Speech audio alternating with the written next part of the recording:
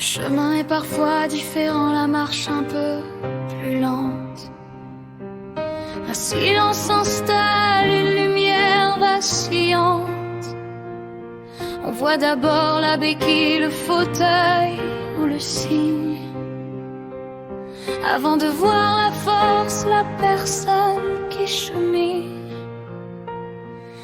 Mais derrière les murs que la vie a bâtis se cachent des talents, des esprits éclaircis. L'handicap n'est pas une faute ni une erreur, c'est une autre façon de vivre sans peur. C'est le droit d'être soi, le droit à la place, de ne pas être invisible, de sortir de la glace. Le droit aux rampes, aux outils, à l'accès, pour que la différence ne soit plus un fossé. Le droit de travailler, d'étudier, d'aimer. Le droit à la dignité,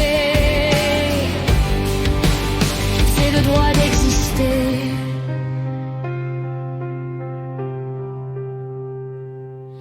Stop aux regards gênés, aux paroles trop légères. L'empathie s'apprend bien mieux que les prières. On ne demande pas la pitié, mais la compréhension. Que le monde s'adapte à notre perception.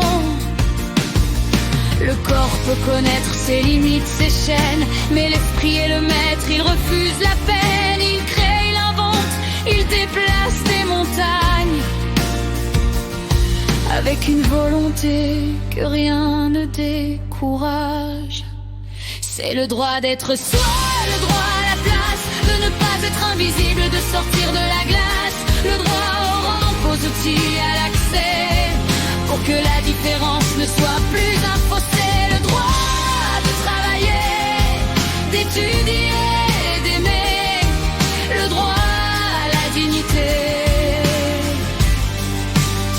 c'est le droit d'exister. C'est le droit d'exister.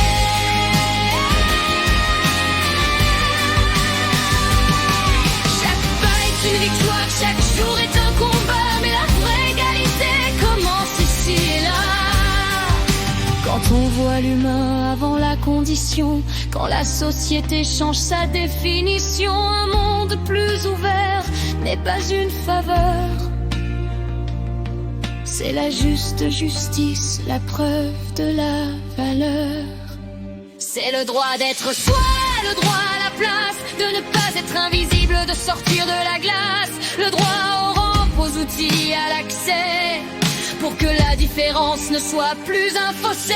Le droit de travailler, d'étudier, d'aimer. Le droit à la dignité, c'est le droit d'exister.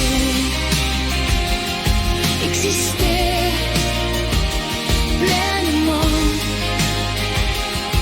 exister simplement. Le droit d'être soi.